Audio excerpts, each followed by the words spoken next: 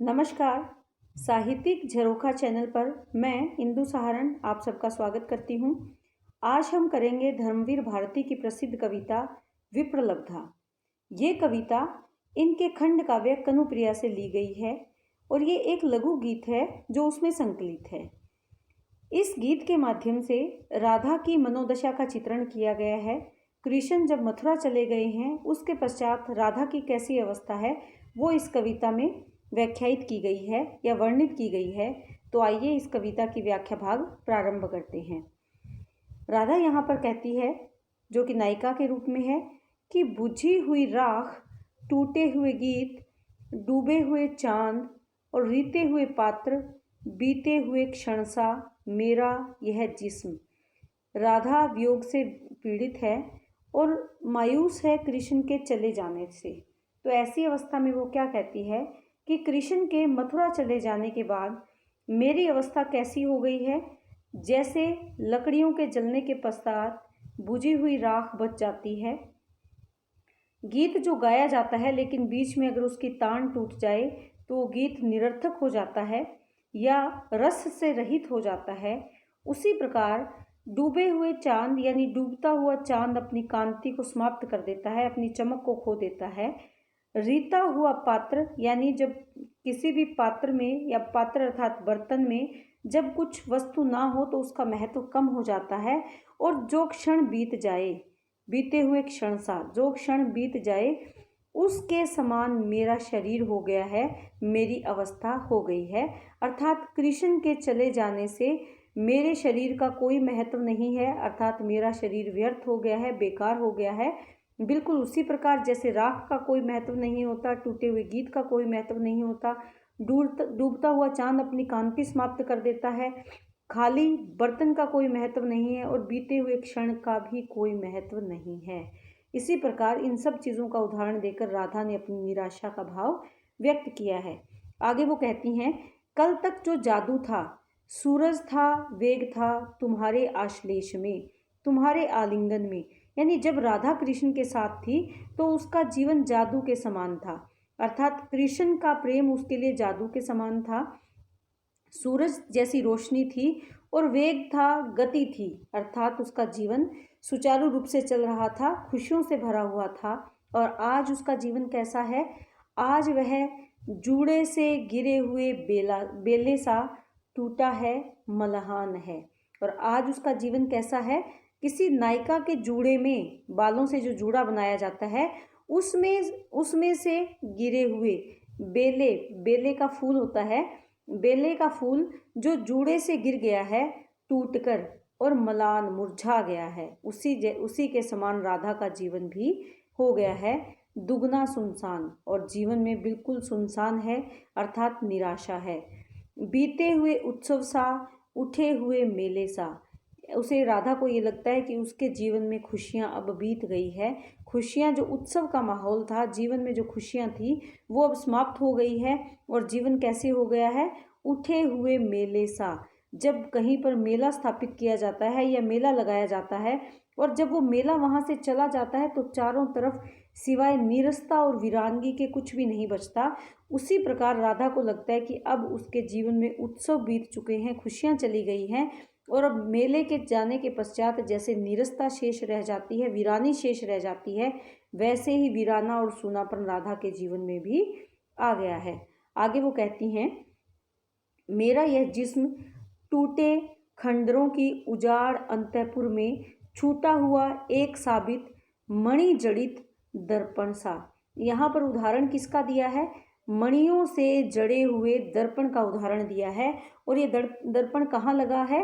अंतःपुर में। अंतःपुर वो स्थान होता है जहाँ पर, महलों में वो स्थान जहाँ स्त्रियां निवास करती है, अंदर का निवास स्थान, वहाँ पर एक नीरस वातावरण में मणियों से जड़ा हुआ दर्पण जब पीछे छूट जाता है और वो महल कैसे हो जाते हैं? खंडर और उजाड़। कि खंडर और उजाड़ महल के किसी अंतःपुर में छूटा हुआ, जैसे गलती से छूट गया हो, साबुत है, बचा हुआ है और मणियों से जड़ा हुआ दर्पण, उसी का यहाँ पर चित्रण किया गया है कि मणियों से जड़ा हुआ एक सुंदर दर्पण लेकिन महल खंडर हो गया है और वो दर्पण अंतःपुर में वहीं पर स्थापित है। तो उसी दर्पण का यहाँ पर बताया है कि उस दर्पण का कोई महत्व नहीं है। उस खंडर हो चुके महल के अंतःपुर में मणियों से जड़े हुए उस दर्पण का कोई महत्व नहीं है। आधी रात दंश भरा बाहुहीन, आधी रात के समय दंश से भरा हुआ, जहर से भरा हुआ, बिना भुजाओं के, प्यासा सर्पीला कसाव एक। प्यासा जो प्यास है जिसको कुछ प्राप्त करने की, सर्पीला अर्थात सांप, ऐसे लगता है बिना बाहों के एक सांप का कसाव अनुभव होता है। कोई बाहें नहीं है, बाहुहीन है, लेकिन दंश से भरा हुआ, जहर से भरा हुआ सांप का एक कसाव अनुभव होता है, जिसे जकड़ लेता है अपनी गुंजलक में। जो क्या कर लेता है? जकड़ लेता है गुंजलक में यानी कुंडली में। राधा को क्या लगता है? रात्रि के समय, आधी रात के समय उसे ऐसे लगता है कि कृष्ण की यादों रूपी जो सांप है या कृष्ण की जो यादें हैं वो कैसी हैं? बिल्कुल उस सर्पीले जहर से भरे हुए सांप के कसाव के समान, जो अपनी कुंडली में मुझे जकड़ रहा है, जो अपनी यादों में मुझे जकड़ रहा है। ऐसी यादें उसे आती है, बिल्कुल वैसे ही जैसे एक जहरीला सांप किसी को अपनी कुंडली में जकड़ लेता है, वैसे ही कृष्ण की यादें आधी रात में उसे सांप बनकर अपनी कुंडली में जकड़ रही है, या अपनी कृष्ण की यादों से वो घिरी हुई अनुभव करती हैं।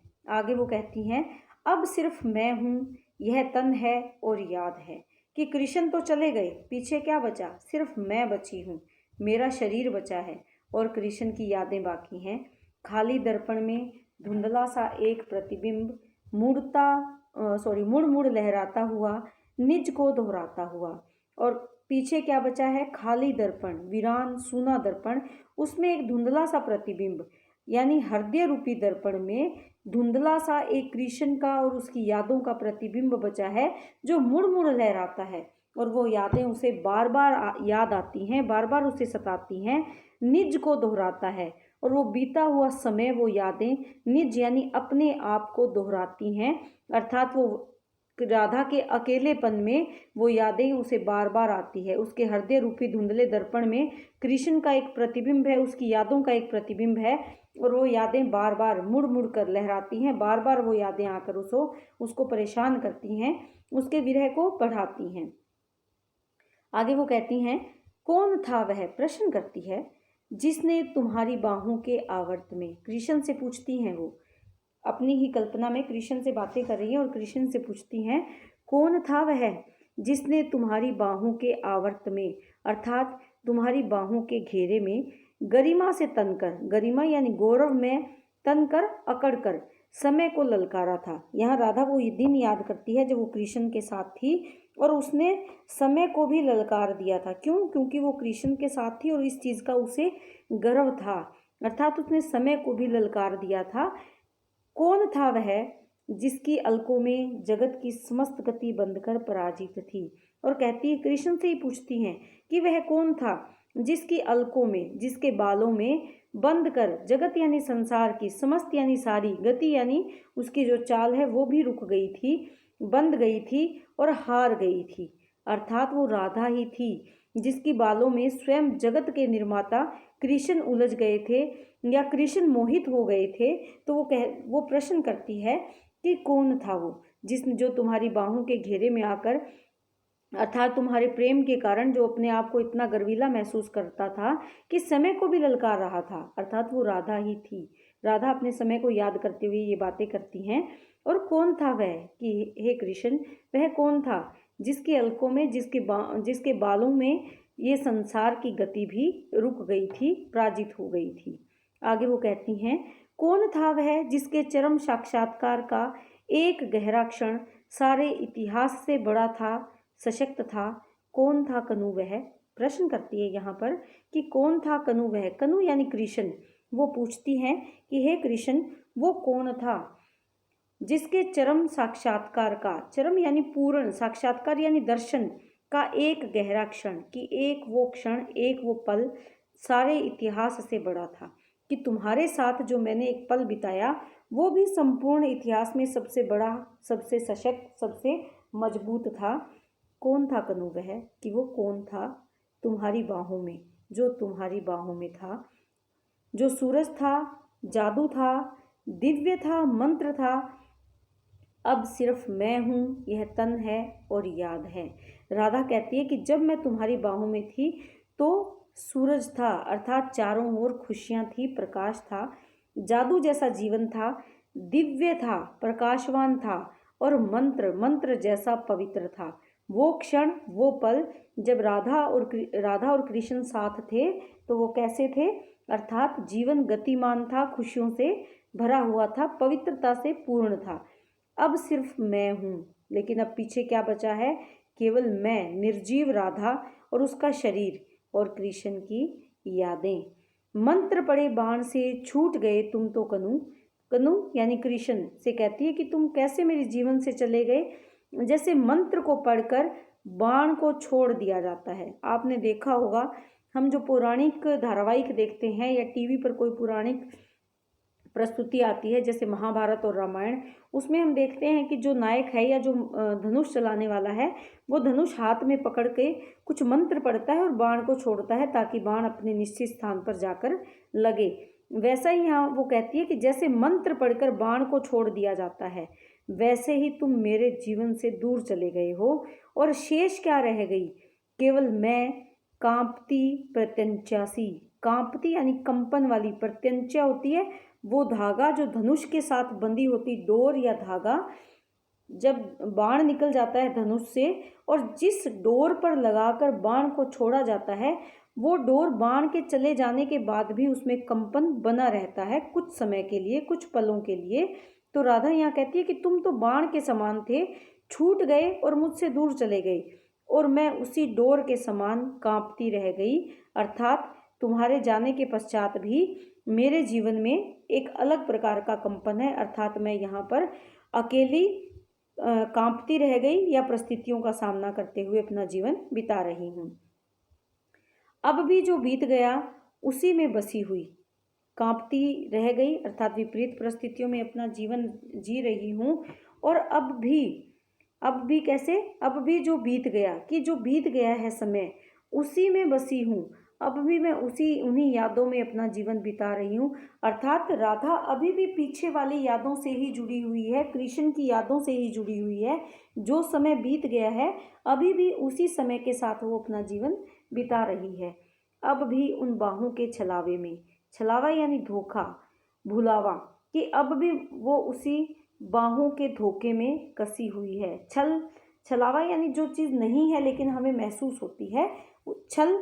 तो वो क्या कहती है कि अब भी वो कसी हुई है उसी छलावे में, जिन रूखी अलकों में मैंने समय की गति बांधी थी, कि मेरे जिन रूखे बालों की लटों में मैंने समय को भी बांध दिया था। हाय उन्हीं काले नागपाशों से दिन प्रतिदिन, क्षण प्रतिक्षण, बार बार डसी हुई। और वही जो अलके हैं, जो बाल हैं, बालों की जो लटें हैं, जिसमें मैंने समय को भी बांध दिया था तुम्हारे साथ रहते हुए, और अब तुम्हारे जाने के बाद वही अलके काले नागपाश बन गए हैं, अर्थात काले फन वाले नाग बन गए हैं। दिन प्रतिदिन, क्षण प्रतिक्षण, कि रोज हर पल बार बार वो मुझे डसते हैं, अर्थात वो बीता हुआ समय बार बार मुझे याद आता है, और वो उस नाग के समान है जो बार बार मुझे डस रहे हैं। और ऐसा नहीं है कि किसी एक समय के लिए, दिन प्रतिदिन, हर रोज हर क्षण वो मुझे प्रताड़ित कर रहे हैं। आगे वो कहती हैं, अब सिर्फ मैं हूँ, यह तन है और संशय है, कि अब पीछे क्या बचा, मैं बची हूँ, मेरा शरीर बचा है, और संशय, उलझन, मेरे मन में विचारों की उलझन है। बुझी हुई राख में छिपी चिंगारी सा, रीते हुए पात्र की आखिरी बूंद सा, पाकर खो देने की व्यथा भरी गूंज सा। और राधा का जीवन कैसा हो गया है, जैसे बुझी हुई राख में कोई छिपी होती है आखिरी चिंगारी, एक छोटी सी चिंगारी जैसे पीछे बची रह जाती है, खाली पात्र में कोई आखिरी छोटी सी एक बूंद प्राप्त करने के बाद भी उसे खो देने की व्यथा, कि हमारे पास कुछ है लेकिन हम जब उसको खो दें तो उस पीड़ा में जो आवाज़ है वो गूंजने लगती है, चीख और चित्कार मच जाती है जब हमारा कोई अपना प्यारा प्राप्त किया हुआ खो देते हैं हम, तो पीड़ा से भर जाती है हमारी आवाज़।